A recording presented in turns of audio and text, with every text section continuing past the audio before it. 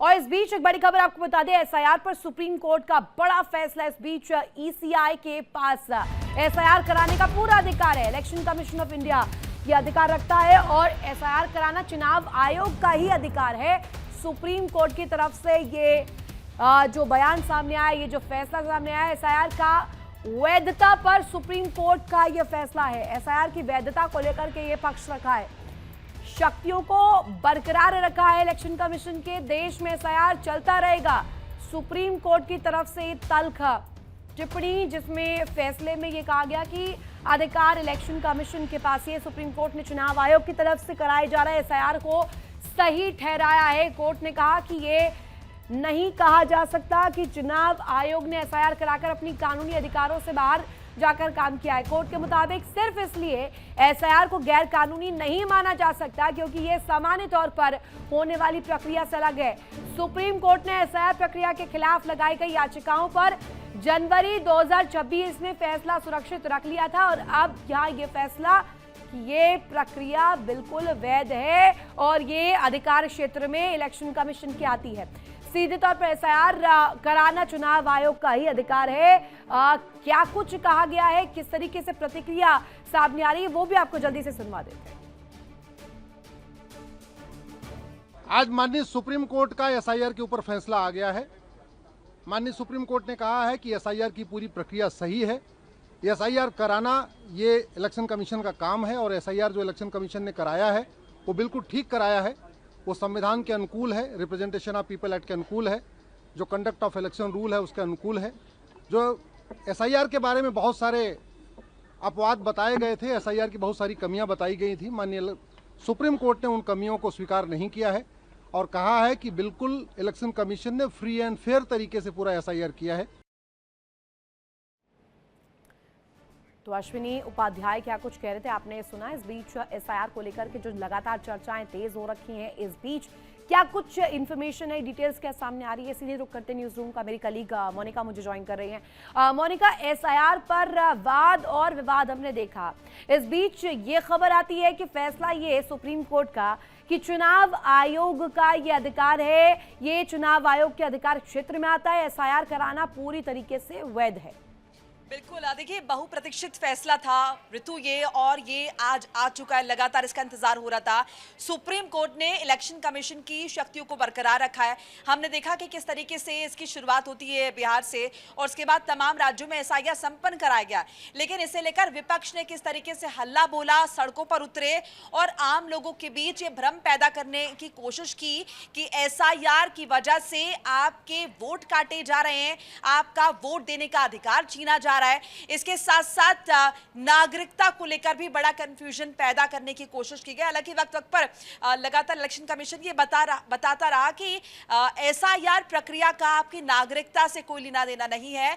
ये एक तरीके से रिफाइन करने की कोशिश है वोटर सूची को, और इसी को जो है आज सुप्रीम कोर्ट ने साफ कर दिया। जितनी भी याचिकाएं थी जो कि एसआईआर के अगेंस्ट थी अदालत में, उन्हें खारिज कर दिया गया है और पूर्णतः इलेक्शन कमीशन को यह अधिकार दिया गया है।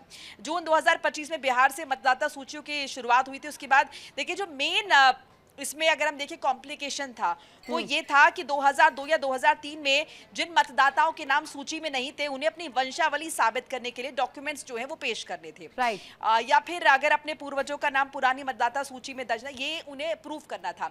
इसे लेकर सवाल उठे थे कि कई लोग ऐसे जिनके पास पुराने डॉक्यूमेंट्स नहीं है, तो ऐसे में क्या उनके नाम वोटर सूची से काट दिए जाएंगे, क्या उनके नागरिकता पर सवाल जो है खड़ा हो जाएगा। मोनिका, जिसके इर्द गिर्द कहीं ना कहीं पूरी गुत्थी जो है वो नजर आई थी, बड़े प्रश्न भी किए गए अलग अलग राज्यों में। चुनाव के दौरान भी ये मुद्दा बहुत गर्माया था। हमारे साथ एक खास मेहमान भी जुड़े हुए हैं, पूर्व संयुक्त निदेशक है इलेक्शन कमीशन ऑफ इंडिया के डॉक्टर मोहम्मद अमीन सर हमारे साथ जुड़ गए हैं। बहुत स्वागत आपका सर।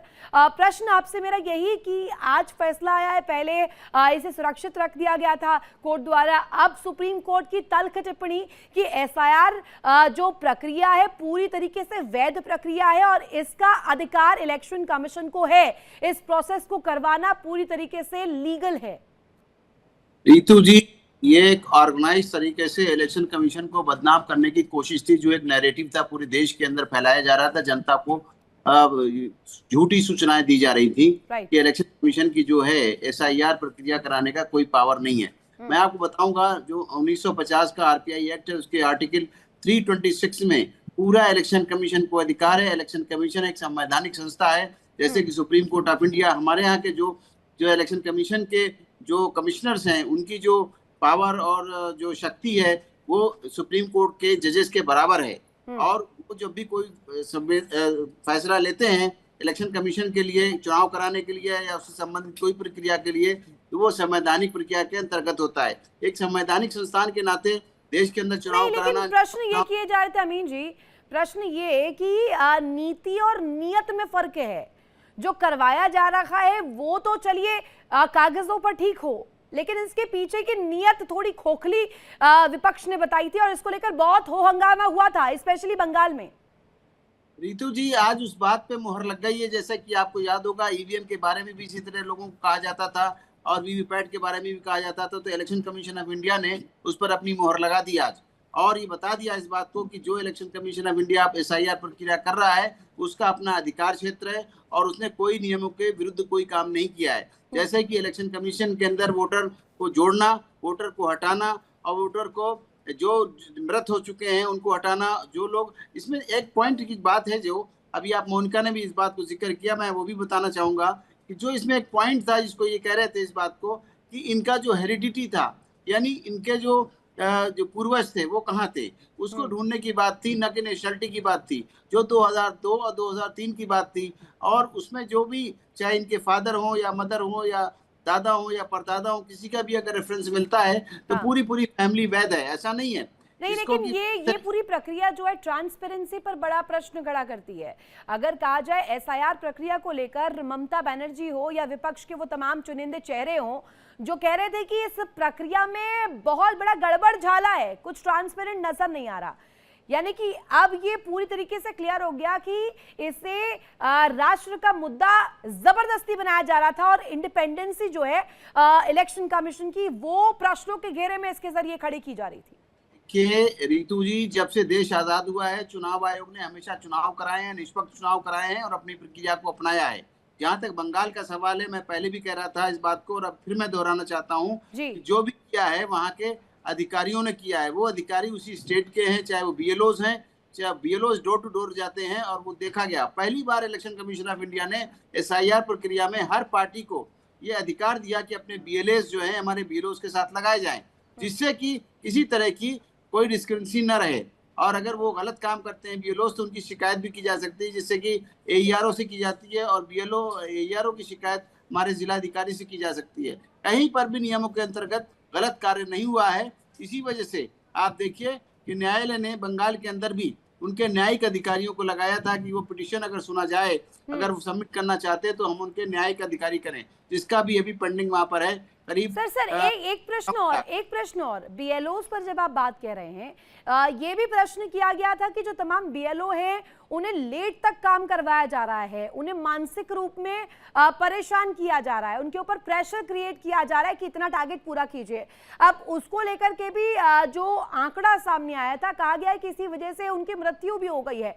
कई बीएलओस को लेकर के जानकारी दी गई थी, इस बाबत दिल्ली भी कूच किया था ममता बनर्जी ने। अब ये तस्वीर दिखाना और बताना कि ये पूरा प्रोसेस पूरी तरीके से टेक्निकली भी बहुत क्लियर है। देखिए, सिर्फ बंगाल में ही नहीं था। देखिए, जब उस वक्त कराया गया तो बिहार में भी कराया गया था, उसके बाद आसाम में कराया गया और जो हमारे कमिंग स्टेट थी उस समय उसमें तमिलनाडु, पांडिचेरी और केरला था।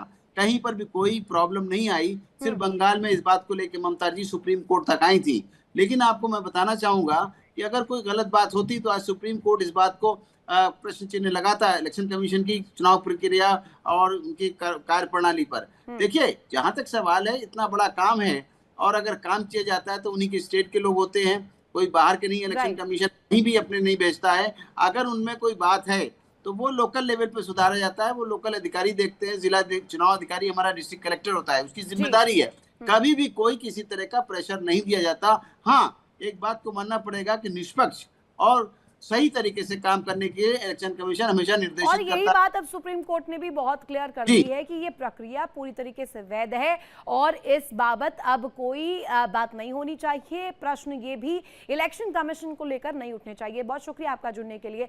मोनिका मेरे साथ कनेक्ट है। मोनिका, ये बात तो बहुत क्लियर हो चुकी है कि ये जो एक तरह से नैरेटिव क्रिएट किया जा रहा था, ये पूरी तरीके से इलेक्शन कमीशन की पूरे तस्वीर को धूमिल करने का प्रयास किया जा रहा था। निश्चित तौर पर ऋतु, ये जो फैसला है ये सिर्फ एसआईआर को लेकर नहीं, अब ये समझिए कि कहीं ना कहीं चुनाव आयोग की छवि के लिए ये फैसला बहुत महत्वपूर्ण हो जाता है, क्योंकि सीधे सीधे अगर इलेक्शन कमीशन पर आप उंगली उठा रहे हैं तो आप पूरी चुनाव प्रक्रिया पर उंगली उठा रहे हैं।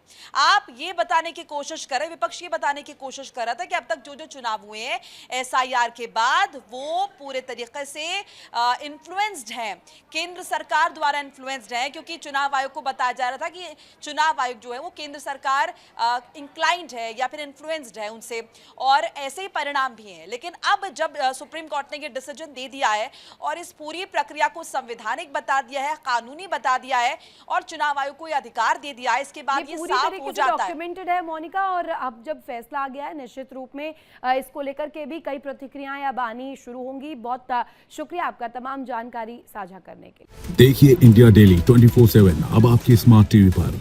इंडिया डेली मौजूद है सभी डिजिटल प्लेटफॉर्म पर लाइव और लगातार। इंडिया डेली 24/7 हर दिन राष्ट्र को समर्पित।